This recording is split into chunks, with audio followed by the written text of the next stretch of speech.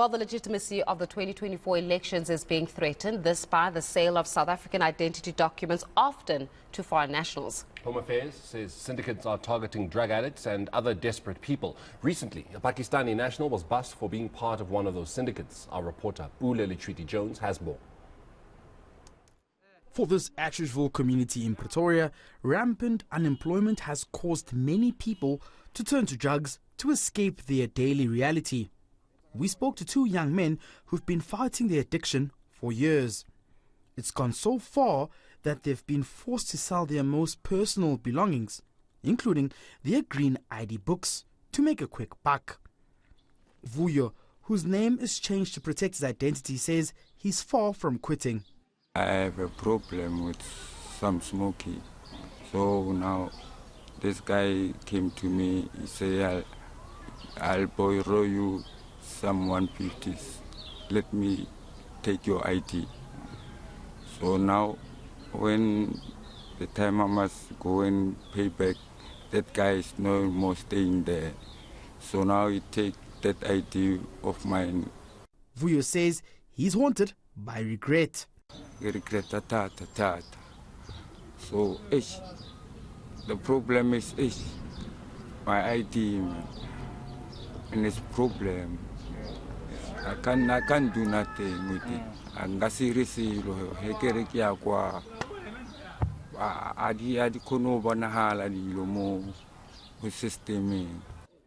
Another victim, Sipo, who asked not to reveal his identity, sold his ID book for 300.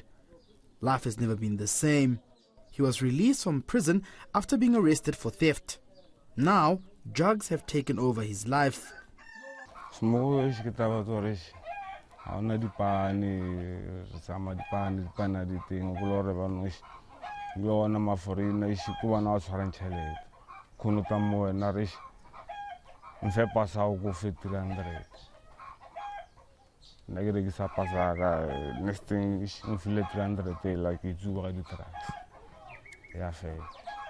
Sipo says not having an ID book has just made life even tougher.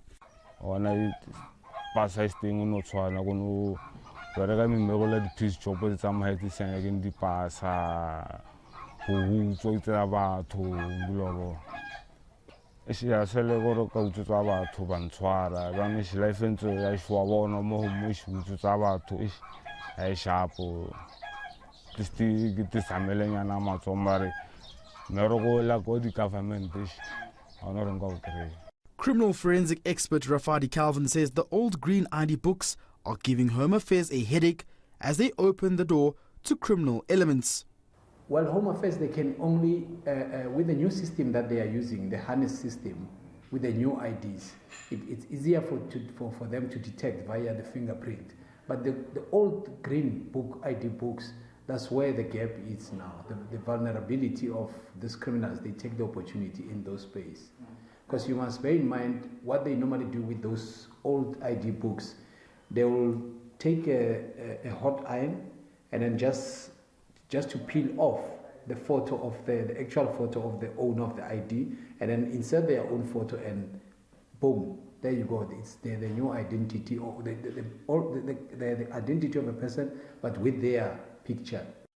Rafadi says not much can be done until flagrant corruption at Home Affairs offices is addressed. But also we must bear in mind that the corruption at Home Affairs, it's very, very, very rife. Like there are other officials that sell this type of IDs back into the market, and there are others who manipulate the system. Like there's a lot of fraud that is happening, especially in terms of asylum seekers and this particular green ID books that I'm talking about. Especially if we're going towards the elections, because of a lot of illegal immigrants, they take the opportunity of being in possession of these particular IDs to start up their own lives, and whenever they are stopped by the police, even in the roadblocks, they can produce these particular IDs. But bear in mind now, in 2024, we're going for the national election. So I think our leaders should now stand up and look at this opportunity now to fix the issues of the IDs and to deal with this crime of drugs and related identity theft, because it's going to be a big, big problem.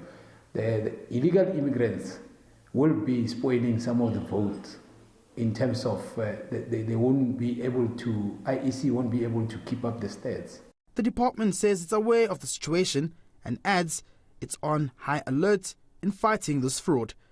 Pule Letshwiti-Jones in Pretoria.